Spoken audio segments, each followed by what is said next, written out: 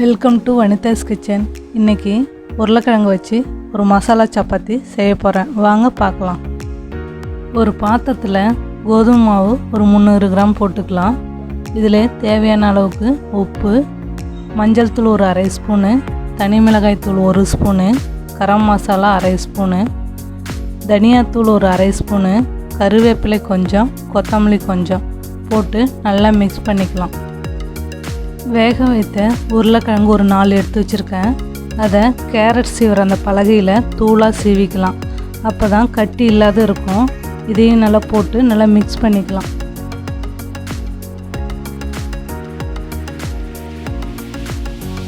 இதில் எண்ணெய் ஒரு 2 ஸ்பூன் ஊற்றி பிசைஞ்சிக்கலாம். தண்ணி அதிகம் ஊற்ற தேவையில்ல. அதனால் கொஞ்சமாக தண்ணி தெளித்து நல்லா கையால் நல்லா பிசைஞ்சு விட்டுக்கணும்.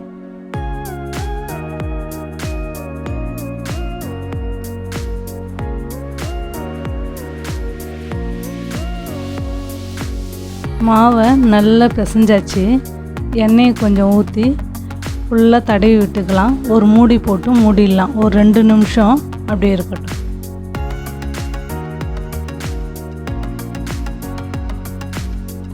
மாவு ரொம்ப நேரம் ஊற தேவையில்ல. அதனால் சப்பாத்தியை உருட்டிக்கலாம்.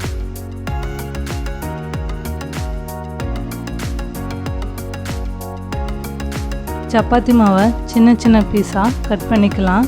உருண்டையாக உருட்டி மாவில் தொட்டு தேத்திக்கலாம்.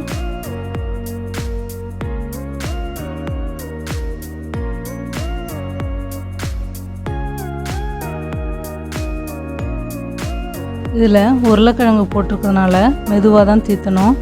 நம்ம ரவுண்ட் ஷேப்பாவோ இல்லை ஸ்கொயர் ஷேப்பாவோ தீத்திக்கலாம்.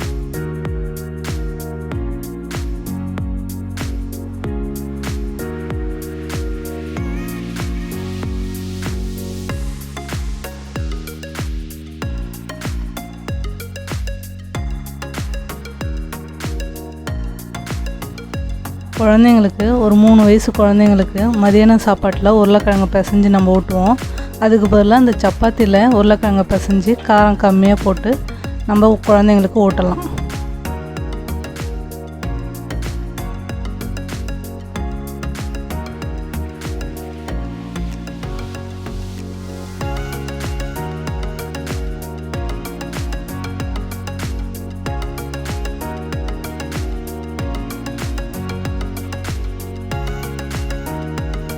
தீத்தியாச்சு.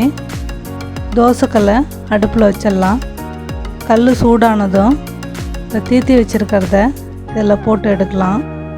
2 பக்கமும் திருப்பி திருப்பி போட்டு எண்ணெயை கொஞ்சம் ஊற்றி சப்பாத்தியை எடுத்துடலாம். உருளைக்கிழங்கு போட்டதுனால சப்பாத்தி நல்லா சாஃப்டாகவும் டேஸ்ட்டாகவும் இருக்குது. இதுக்கு சைட் டிஷ்ஷு தேவையில்லை.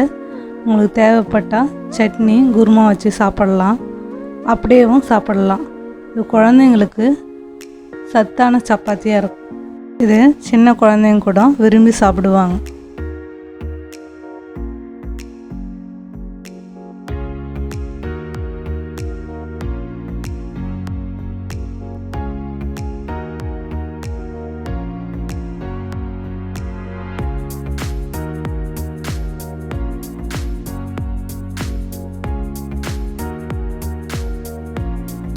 உருளைக்கிழங்கு மசாலா சப்பாத்தி ரெடி.